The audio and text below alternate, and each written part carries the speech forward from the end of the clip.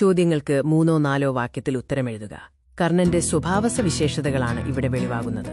ഗുരുക്കന്മാരോടുള്ള ആദരവ്, തോൽവി സമ്മതിക്കാത്ത വീര്യം, ഗുരുക്കന്മാർ കൂടെയുണ്ടെങ്കിൽ പരാജയം അസാധ്യമെന്ന ആത്മവിശ്വാസം എന്നിവയാണവ. അർത്ഥവ്യത്യാസം വരാതെ ഈ വാക്യം ലഘുവാക്യങ്ങളാക്കി മാറ്റുക. കുന്നുകൾ ഭൂമിക്കുള്ളിലേക്ക് താഴ്ന്നുപോവുകയും പാടങ്ങൾ മാഞ്ഞുപോവുകയും ചെയ്തു. അപ്പോൾ അക്കരെയും ഇക്കരെയും തമ്മിൽ കാണാൻ കഴിയാതെയായി. ആലപ്പുഴ വെള്ളം എന്ന കവിതയിലെ ഈ വരികൾ ദേശത്തെക്കുറിച്ചുള്ള സൂചനകളാണ് നൽകുന്നത്. കായലുകളാൽ ചുറ്റപ്പെട്ട പ്രദേശത്തെ സൂചിപ്പിക്കുന്ന കടുംചായ നിറമുള്ള കലക്കുവെള്ളവും ഉപ്പുരസവും ഇവിടെ കാണാം. തൊണ്ടുചീഞ്ഞ മണം കയർ നിർമ്മാണത്തെയും സൂചിപ്പിക്കുന്നു. NV കൃഷ്ണവാര്യരുടെ പ്രയാണം എന്ന കവിതയിലെ ഈ വരികൾ ശാസ്ത്രപുരോഗതിയുടെ പ്രസക്തിയാണ് വ്യക്തമാക്കുന്നത്. പഴയ കണ്ടുപിടുത്തങ്ങൾ കാലഹരണപ്പെട്ടാലും പുതിയ അറിവുകൾ നിരന്തരമുണ്ടായിക്കൊണ്ടിരിക്കണം. പുരോഗതിയും മാറ്റവും മനുഷ്യരാശിയുടെ നിലനിൽപ്പിന് അത്യന്താപേക്ഷിതമാണ്. ഇവിടെ വറ്റിപ്പോയിക്കൊണ്ടിരിക്കുന്നു എന്നീ പദങ്ങൾ അർത്ഥവ്യത്യാസം നൽകുന്നു. വറ്റിപ്പോയി എന്നത് പ്രക്രിയ പൂർണ്ണമായി കഴിഞ്ഞ അവസ്ഥയെയും വറ്റിപ്പോയിക്കൊണ്ടിരിക്കുന്നു എന്നത് പ്രക്രിയ ഇപ്പോഴും തുടരുന്നു എന്നതിനെയും സൂചിപ്പിക്കുന്നു. ബാലചന്ദ്രൻ ചുള്ളിക്കാടിന്റെ ഈ വരികൾ കവിയുടെ കടുത്ത നിരാശയും ദാഹവുമാണ് സൂചിപ്പിക്കുന്നത്. എല്ലായിടത്തും ജലമുണ്ടായിട്ടും കുടിക്കാൻ ശുദ്ധജലം ലഭ്യമല്ലാത്ത നിസ്സഹായ അവസ്ഥയാണ് ജലമെന്നോ വെള്ളമെന്നോ തിരിയാതെ എന്ന പ്രയോഗത്തിലൂടെ വെളിവാകുന്നത്.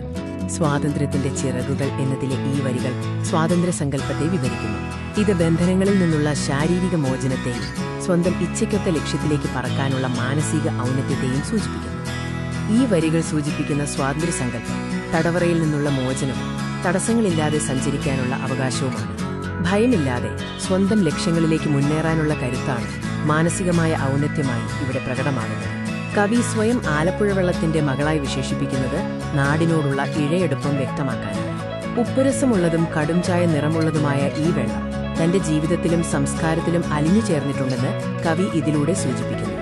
ഈ വാക്യം ലഘുവാക്യങ്ങളാക്കി എഴുതാം. ഞാനും അവളും അവധിയുടെ ആഹ്ലാദത്തിലായിരുന്നു. ഞങ്ങൾ പച്ചക്കറി വാങ്ങാനായി പുറപ്പെട്ടു. ചില വാക്യങ്ങളെ 2 to 3 ലഘുവാക്യങ്ങളാക്കി മാറ്റുന്നത് നോക്കാം. സൂര്യൻ അസ്തമിച്ചു. പക്ഷികൾ കൂടണഞ്ഞു. ആകാശം ഇരുണ്ടു.